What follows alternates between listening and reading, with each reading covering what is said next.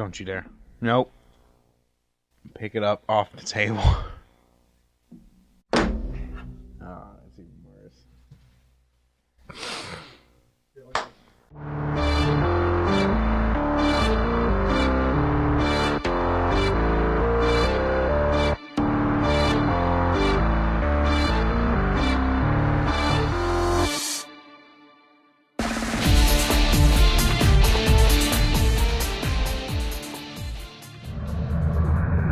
Hey, welcome Cave Maniacs. We are here. This is Uncle Nasty. I'm three-dimensional, which is the opposite of flat. Yeah, that's how that works. Is it geometry? Geometry. I don't know. Geometrics. I don't know. All right, let's we glad y'all come to hang out with us today. Let's take a minute and thank our sponsor, rpghiring.com.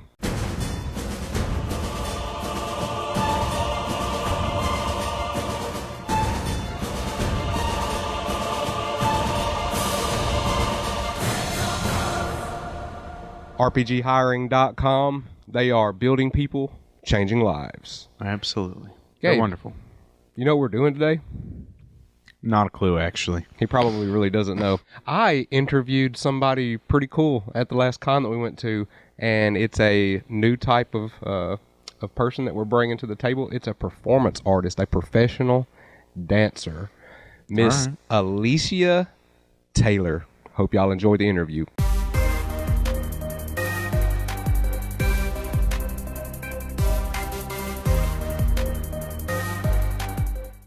Hey, welcome back, Cave of Maniacs. It's Uncle Nasty. We are back here at Cowtown.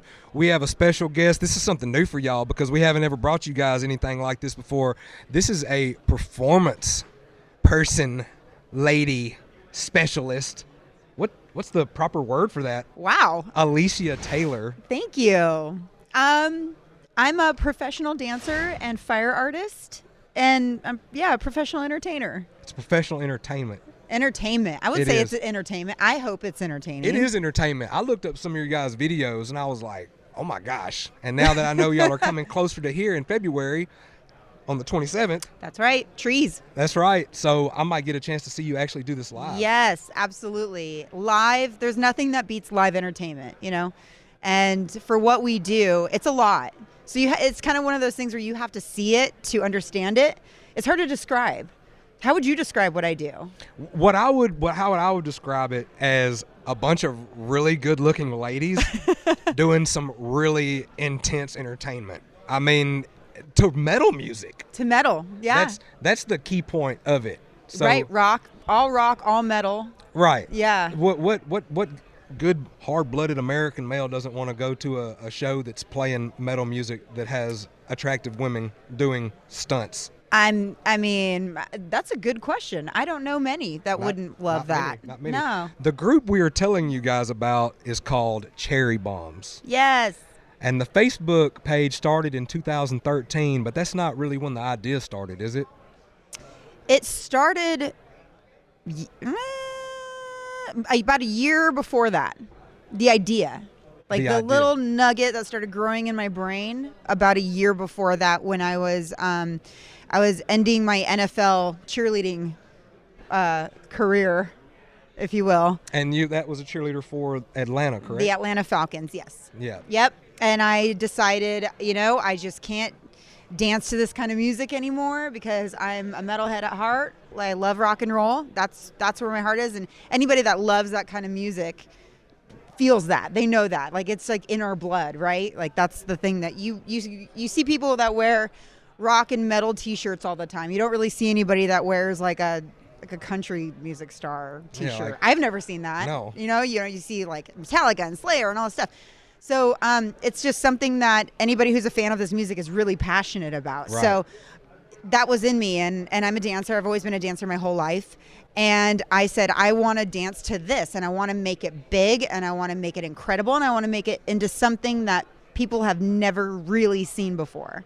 Right. That's what I did. We had to, like, everybody has to know, though, because she's told you that her background is NFL cheerleader. Like, you guys do realize that that's like, it's basically just as hard to be an NFL cheerleader as it is a player in the NFL. Like, you have to really be, it's hard. It's a demanding. It's demanding, yes. So you went from that to having girls that swallow swords. Yeah. Fire breathing. Yeah. You have like the extreme level of pole dancing. We're talking the talented type pole dancing girls. Yes. Our pole artist, her pole hangs from the ceiling. And so we wanted to just take it and tweak it and make it different. And she does it in this crazy costume with this elaborate wig. So I think whatever we did, we just wanted to have an artistic element to it, just something a little elevated than what most people are used to seeing maybe. And with this particular show that we're touring with now, we really took that and kind of took it up a notch. So it's a storyline. It has all the elements that we're known for. So a lot of fire in it, a lot of aerial. So a lot of people call it the silk. It's called the silks, but people call it like the curtains or whatever the ribbons is another term that a lot of people kind of throw around, but they're silks. Right. And they hang from the ceiling and they drop down really fast, and they're hanging from this cube that's all glow in the dark, and they have these crazy voodoo costumes on, and again, more fire, a lot of fire, angle grinding. So we just wanted to combine beauty with danger and kind of put those two together in a full-length production for you. How long is the performance? I'm still putting the music together right now. I also edit all of our music. Okay. And right now it's looking about between 75 and 90 minutes. So a full-length show. I was toying with the idea of doing an intermission, but I don't think I want to stop the energy. I don't think I want to stop the momentum of the show. I think I want to keep it going and just give you a ride for the whole time. Now, I know you're partial to at least one band in your life, but is there a favorite that you like to have their music in your stuff? In my stuff? So I pick songs that I can't remember if I was explaining this to you earlier or someone else. I like to pick songs that have what I call texture in them. And texture to me is music that has elements that I can play with. Maybe the tempo changes throughout the song, or it starts slow, then comes up real fast, and then comes back down again. It's a song that just doesn't stay stagnant throughout, Right. that type of music. So my music choice varies wildly. Performing to, I love Rob Zombie for those reasons, yes, right? yes. Because he's got a nice pushing groove in a lot of his music, and that is great for dancing. I also like songs that have kind of hidden sounds or elements in them that I'm able to bring to the forefront for the audience visually, right? So if there's for instance, the Aerialists, they do a number to 9 Inch Nails, We're in This Together Now. Okay. And there's some cool little da-da beats in there that I tell the Aerialists, I want you to do movements to those tiny little beats to make them stand out more. Right. And so the audience goes, oh, that's cool, and it's a vibe. And so any song like that. But I love listening to Type O Negative. I love them so much. I love listening to Gojira. They're one of my all-time favorite metal bands. And I've yet to do anything to those two. Okay. Yeah, but creating Zombie, our fire pieces to Rammstein, because duh. Suicidal Tendencies was fun. Darren from behind the curtain, he heard that Rammstein. He was like, yeah. It was criminal, man. We do so much fire. Okay, so we're known for a lot of our firework, Right. and we had never done anything to Rammstein. And to me, I was like, wait a minute. And it took me a second. I was like, how have we not done anything to Rammstein? Right. We were doing stuff to Metallica, and we were doing stuff to Avatar, and we were doing stuff to... We did a cheesy little number to Firewoman. And I was like, nah, we just got it. Let's do Du Hast. Right. So we're doing Du Hast. Yeah. I have a suggestion. Yeah. Now you have something to die for. Okay. So I was just on Shiprock. We just got off Shiprock, the cruise, and they were performing, and I love that song. Yes. The breakdown. Got something to Yes. die for. I can see it. I was in the pit on that song. Oh my God. I was like, I am it was peanut butter raining. and I was like, I don't care. jealous. Gosh, peanut butter and jealous. My fiance has been trying to get me to go on a cruise, and Yeah? I'm like, I'm not doing it. I don't want to get on a boat in the water. I just don't feel like it's my thing to be trapped on a deal. I don't know. I feel like it would be I'd feel too confined or what. I might not, but I feel like I would. But when I saw that cruise, I was like, hey, I went and showed her. I was like, look, if you really want to get me on it. Yeah. This would be the one right here. I tell you, man, it was so cool. And on a cruise ship, it's so big and it's so massive that you have room to spread out. You don't really realize that you're on a ship until it starts to get a little rocky. Like right now, as I'm talking to you, I'm kind of still doing this. Right. Because that last day was very rocky. The sea was, a lot of people were getting sick. A lot of Dramamine being passed around that day. But the Lamb of God show, you got to do a concert cruise. If you're going to do one, do a concert cruise. Do Shiprocked, because there's so much going throughout the day too. You can wake up, you can play bingo with some mimosas. You can do a belly flop contest if you want to. And then you got concerts all throughout the day in multiple areas on the ship, and they play more than once. So if you see Steel Panther and maybe they're playing at the same time as Lamb of God, but you want to see both, you can flip flop, catch one night, one the next. So I highly recommend it. You should at least try it once. I definitely am going to have to be like, hey, look, you heard what she said, right? Yeah. You heard what she said. That's all I need. It's cool. That's the foot in the door. And Lamb of God, man, when they were playing on the deck stage, it started raining heavily. And so you're on this boat, and it's kind of rocking a little bit. And Randy's like climbing this scaffolding or this truss. And you're just like, is this real life? I'm on a boat with Lamb of God, and they're playing right now. And it's raining buckets, and this is just gnarly. If we hit an iceberg, it'll be all right. Well, I'm fine. I'm gonna find a big door. What? We're gonna get on it. Nothing more metal could happen. But I will let my husband on the door with me. Right. I'm not gonna shove him off. What's the latest video that you guys have done or been a part of that they can go watch on YouTube and find you guys to see something recent? Recent. Okay, what are we doing? Well, we did do a live stream of our headlining show, but you can't catch that. You can catch little bits of it on YouTube. Girl Gang 4 is coming out. Girl Gang is our docu-series. Okay. And it's pretty popular. People seem to really like it. And it just kind of follows us behind the scenes of everything that we do. It kind of shows like the rehearsals and what all goes into doing what we do in this kind of industry and in rock and metal. And so the new season's coming out, but the last season is on YouTube. There's actually 1, 2, and 3. What else is out there? Gosh, what have we done? I don't even know what we've done. This whole pandemic thing feels like such a blur. Right. Last year went by really quick, despite all the... Yeah. It went like fast but slow at the same time. Yeah. It's really weird. It's a bizarre time. Yeah. It's like a what-if episode of Marvel. Yeah.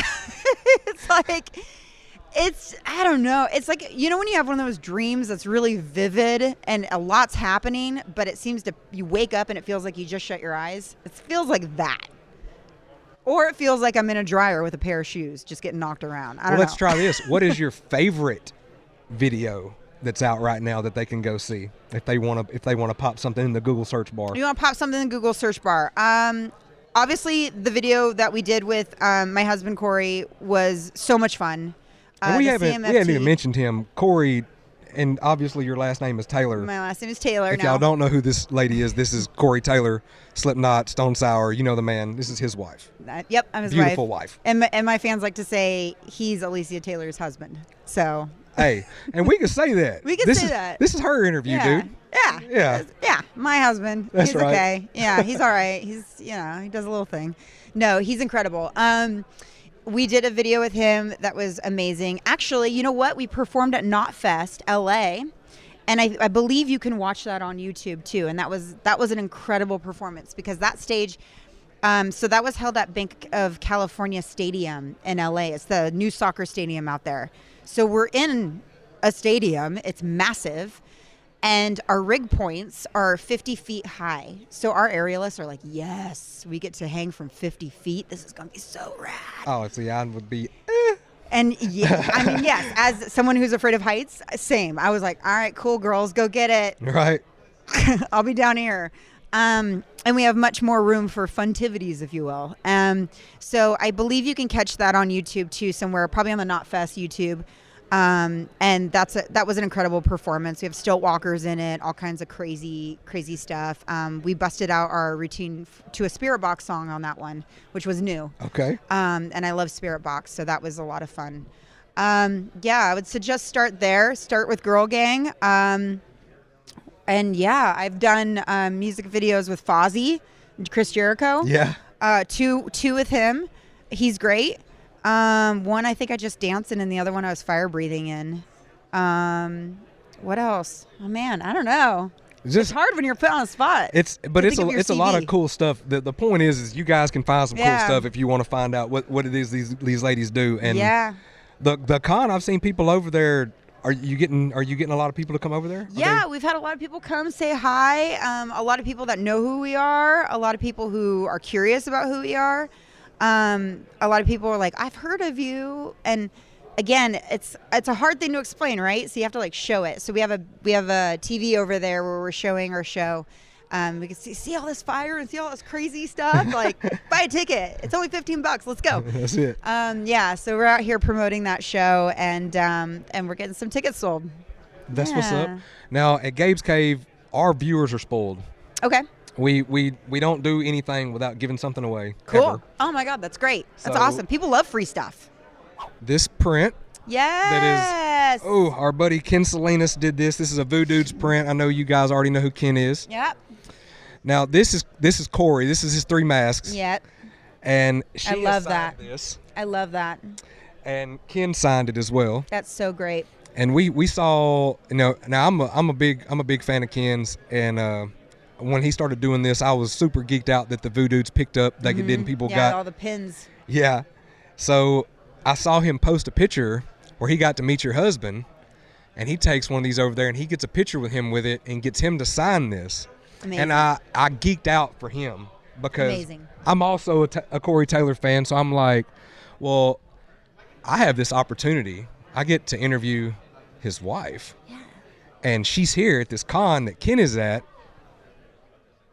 So I had to go over there, and I got myself a print. Aww. And I got her voodetted over here beside Corey. I love this so much. When you came and showed this to me, I took a picture of it and I sent it to Corey.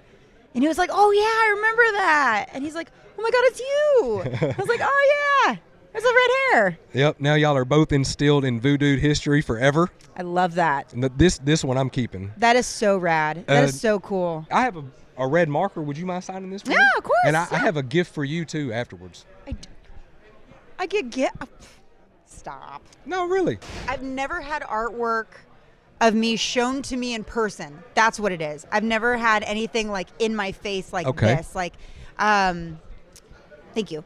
I see it online a lot, and I've seen some really cool pieces, and it's incredible, right? Like people's talent for this stuff, artists, like they can just create things with their hands and draw. Yeah, I mean, if you get a chance and you get to walk around and look, Tone Rodriguez, he's been in the business forever. To see him do what he does and how fast and how it's like it just comes out like it's a machine. It's just crazy. I couldn't make my hand do that if I wanted to.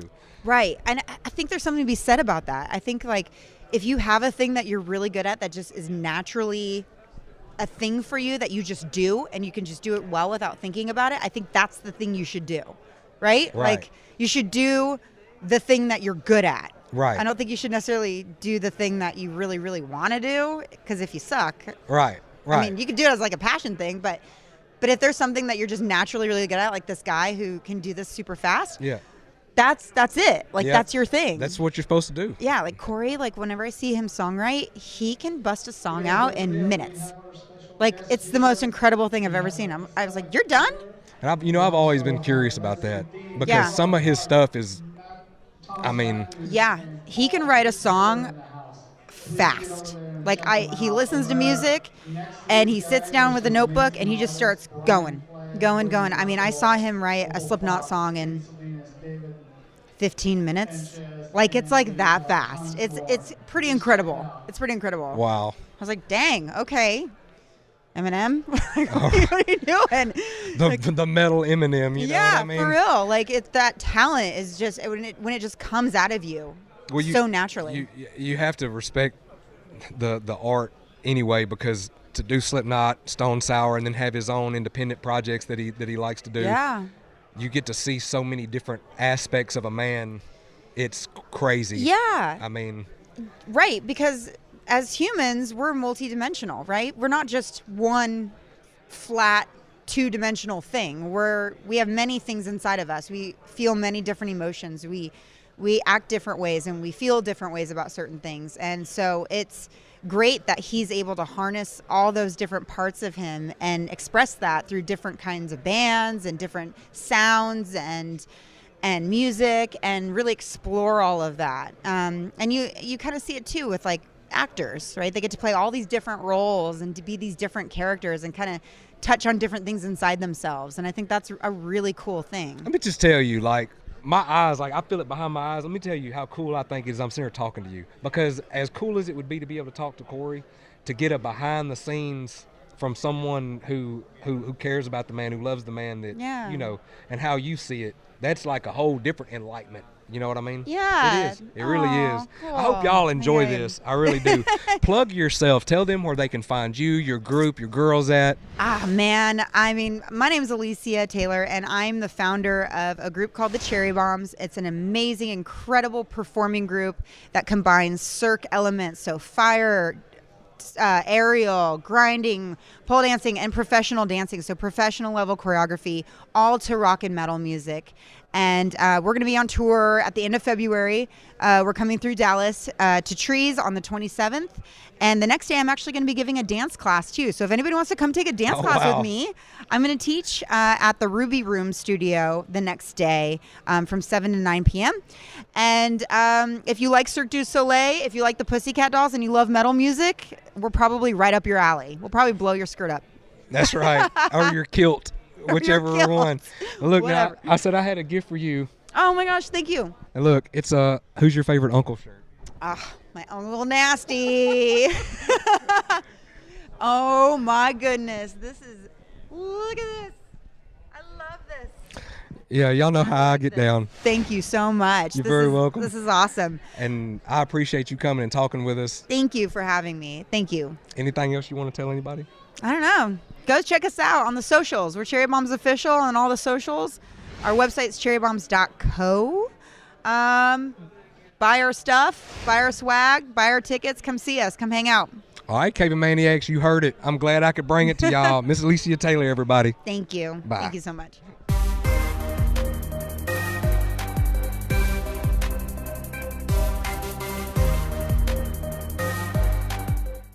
And we are back. Uncle Nasty, the three-dimensional non-flat person, and Gabriel Iglesias. And I hope you guys enjoyed that interview with Alicia Taylor. I enjoyed getting to talk to her because she is married to one of my favorite frontmen in all of metal music. It's true. It is. I guess. I have no idea. I really don't. It's true. Anyway, they started their tour, Cherry Bombs, that is. The Cherry Bombs started their tour on February the 28th in Dallas. They are still on tour. Check your local area to see if they're coming by y'all. You might luck up and get to see these girls perform in person. I know that they're going to be performing on the weekend of Saturday on Louder Than Life in Kentucky. It's a 4-day event, 22nd through the 25th, and they are going to be performing there. Neato. Yeah, it is. That's neat. Now let's get right into the giveaways. Michael Mastermaker.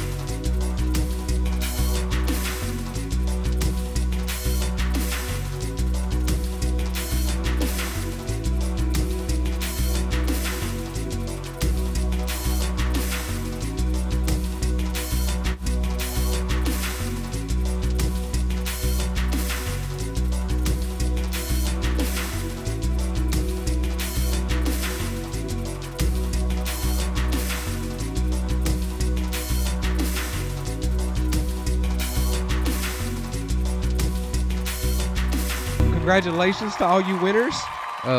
Even the loot box winner, dead last. Yeah, we love you. We do. We love you, dead last. And the only way we're going to be able to keep giving stuff away is to let you guys meet somebody else. Who are they meeting this week? That would be Rodney Roberts. That's right. Y'all enjoy this interview.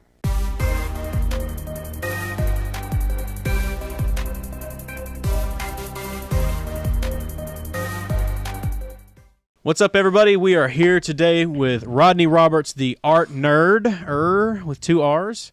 There is it 2 R's, right? Yeah, N-E-R. 2 R's. Yeah, that's right. Okay, all right. How's it going, Rodney? Hey, thanks for having me, guys. Doing well. Absolutely. I am glad you're on here with us. I've actually wanted to do interviews like this in the first series, and then you weren't on for the second one when we started doing interviews, and I am glad that we get to talk with you. Yeah, this is fun. Yeah. We you missed out. You were in Arkansas, but you missed out and wasn't able to come down. Due to the holidays. It's understandable. You don't want to take a lot of time from family. I'm not gonna say we actually Gabe and I wouldn't have even been here. So it would have sucked anyways because we would have missed you. So next time. Next time. Yeah, that's what made the decision a little easier. Marty told me that no one was really there, so I decided next time. Sure, so we'll make it happen. Yeah, next time nerd stuff will be more important. Absolutely, and we'll at some point or another we'll have to link up at a con. When that will be, I don't know. We'll have to make our way out that way sometime, and hit you up because I have not been that side of the U.S. The only side of the U.S. I have not been on. So, Rodney, what got you into art? Where I'll take us all the way back. Where'd you get started? That's a long story. My mom, who's no longer with us, but she taught art. She was an art teacher for 27 years. So I grew up in a house around art. I was around it 24/7. And as far as comics and comic art, she used to confiscate comics from her students that were reading them in class when they weren't supposed to. 9 times out of 10, she would give them back to them at the end of the school year. But a lot of times she would give them to me and not give them back. So that sort of started my comic book collection back at the age of 5, 6 years old. Mm-hmm. So I was always surrounded by fine art, but in addition to that, I was always surrounded by comic book art. So that's where my art background began. That's actually, on one hand, that's really cool. And on the other hand, it's like, man, you're taking comic art from kids. You're getting rid of their inspiration. But let's be honest. How many kids in the art school?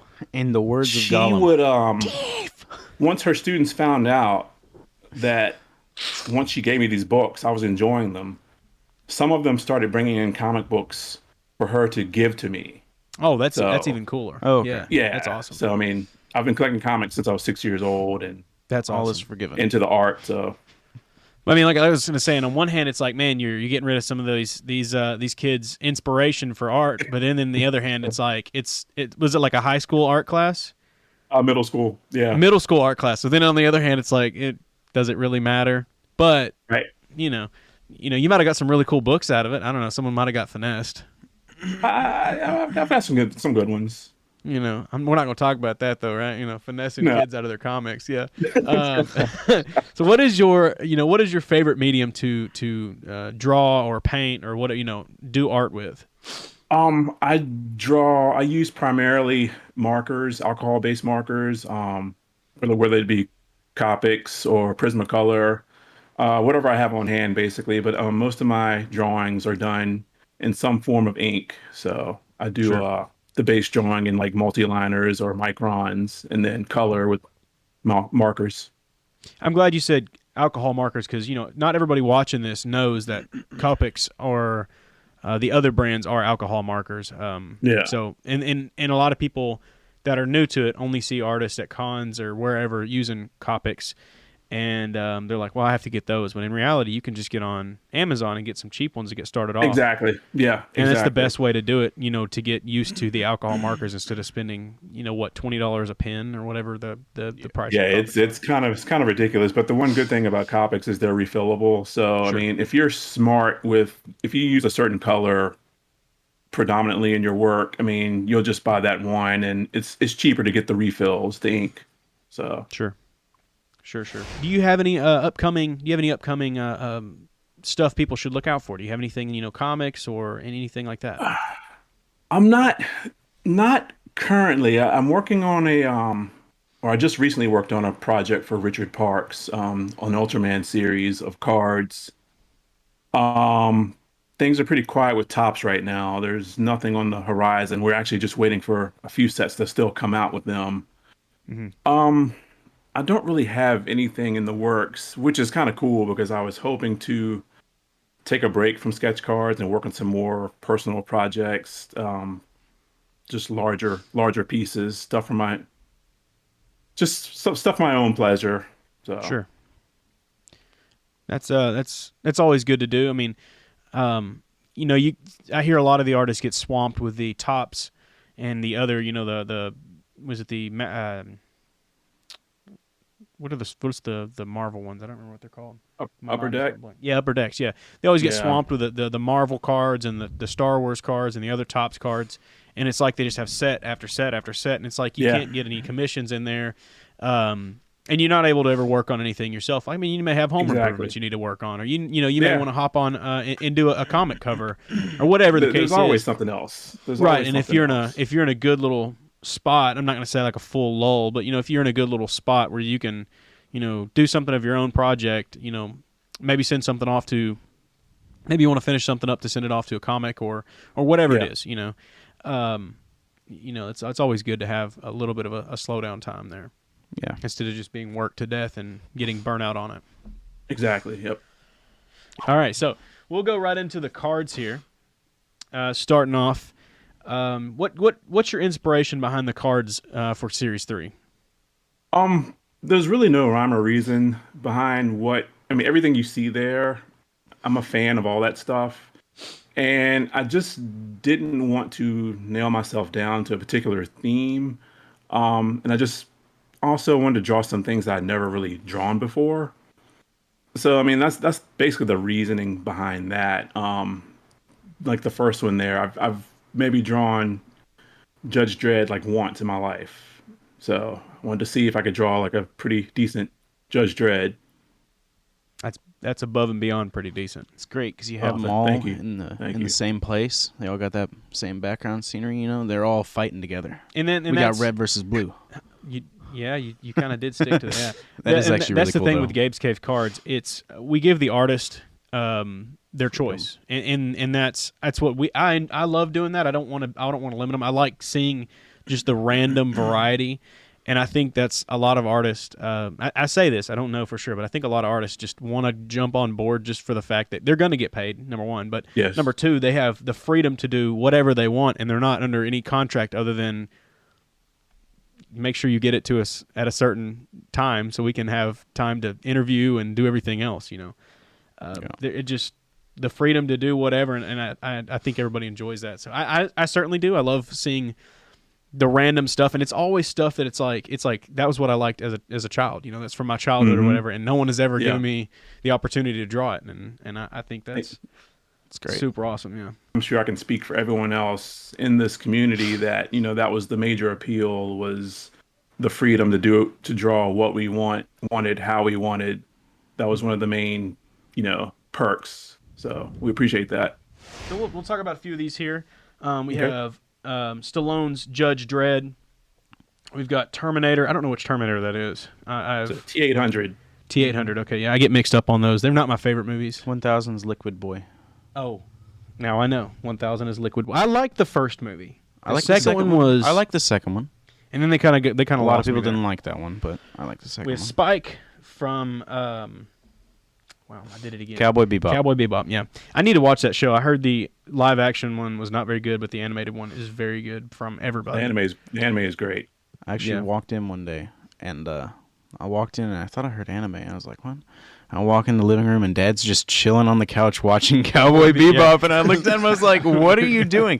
He's like, never watches anime or anything. I'm like, he's like, I gotta keep up with the times. He literally always says, he's like, I don't have time to watch TV shows. I don't have time. And I walk in, and he's just watching Cowboy Bebop. I'm like, he's like, I gotta keep up with the times. Yeah. He's like, we're selling stuff from it in our store. I'm like, we have a really cool Batman here, and this is just I'm not gonna say generic Batman, but it's the Rodney Batman.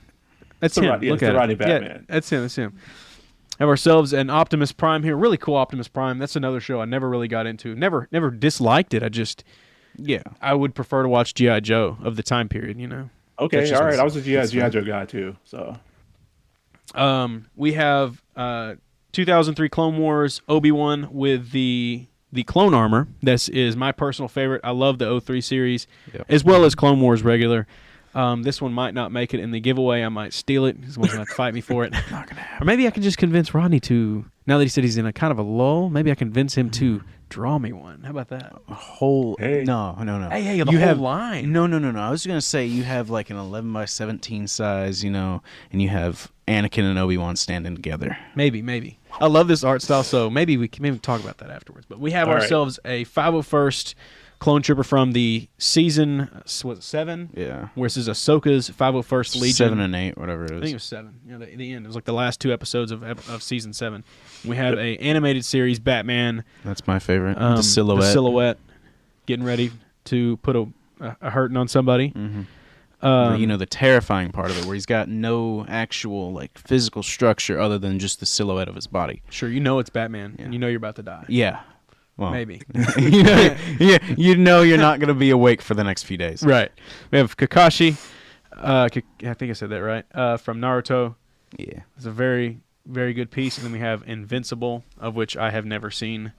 Watched the first 2 episodes of it and got bored. And then looked at I tried the to watch Naruto one time, and I realized there was like 600 episodes. Yeah. And I was like, this is such a cool show, but I don't have time for this. So yeah, that's the problem with anime.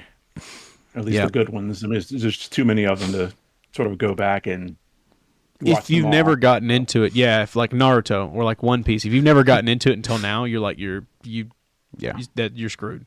Unless you want to really dedicate some time into it. But like, you know, the newer good ones, you know, I've Demon Slayer's out now, and we talk about that a lot, I guess. But you know, it's a decent one that's out right now. Everybody loves it. You're still in it early enough that you can jump on and watch it. Right. If you could do a comic, if you do the cover of a comic or comic line, anyone, what would you want to do? Well, first of all, I am a Batman stan. Like, I love Batman. That's why you see 2 Batmans. Sure. Batmans in this set. And if you like scour my Instagram, you see a lot of Batman drawings. I just love Batman. So the answer would be definitely Batman. Batman. He's like, the answer would be Moon Knight. I mean, didn't expect that one, did you? Yeah.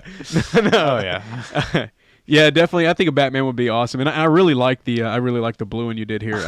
The detail, it's different, but it's like your own style, and I really like that. Mm-hmm. Maybe, well, you know, if we ever get a Gabe's Cave exclusive Batman, I will hit you up first. I promise. Please do. That'd be awesome. And also, if you didn't know, make sure you keep an eye out on our socials, because every once in a while we do exclusives. Like we just did some recently, and if you ever want to be on a Gabe's Cave exclusive for us, it's always random weird deadlines, because we get they'll be like, okay, yeah, sure, you're good to go. We need it back in a week. So if you ever want to jump on an exclusive and you can get it done in a week, make sure you keep an eye out, because I would love to have you on there. Yep. I love the art style that you do. Thank you. Yes. Are you taking any commissions right now? Yes. I'm always open for commissions. Just hit me up on my Instagram, even on Facebook. Just let me know, and we'll work something out. So. Awesome. I'm glad you actually said that, Instagram or Facebook. You seem to be Instagram heavy more so than Facebook. Yeah, definitely. Talked about it. Yeah. You've talked about it more than once on here. So we'll have a link. Obviously, we'll have your link to these cards in the description, but we'll probably have it pop up here on the screen. I'm sure we normally do, if it hasn't already, so people can hit you up and shoot you if they're interested in any commissions or whatnot, cards or anything bigger. I'm sure a lot of artists like to do the cards, but when they can do a bigger comic size or even bigger than that, it's a little more work, but you can do a lot more detail on it. Exactly. Yeah. So yeah, I mean, I'm definitely not pigeonholed. I'm not strictly a card artist. I mean, I enjoy it, and it's like you said, it is faster to work on. But yeah, I'm open to anything. I mean, I love doing larger pieces when I can, when I have the time. Some artists are card only, but I'm like, you feel like you're limiting yourself, because you've got a lot more. You can show off a lot more skills. The other the bigger they are and the other style too. So exactly, no doubt. Well, we by the way, we are giving away all 10 of these. I cannot take this. I'm sorry. I will have to purchase one of my own. But we are giving away all 10 of these in this week. So, and we're not going to have any leftovers like the past. All cards will be given away. All 10 cards will be given away. So make sure that you click the link in the description. The first link, hit them. I don't even know what I'm talking about right now. Jeez. Make sure you click the first link in the description and get entered to win one of these 10 cards. They're super awesome. Rodney, it's been awesome talking with you. I'm glad that you got on here with us. We will have to do this again and make sure that you get on with some other projects of ours and Series 4 whenever we announce that as well. So, yes, definitely. I'm in. Well, it's been good talking with you. Thank you for the time. Gabe, you have any other thing else to say to him? No. No. Just moves into the mic. No. All right, man. Well, I appreciate your time. No problem, Darren. Nice meeting you, Gabe.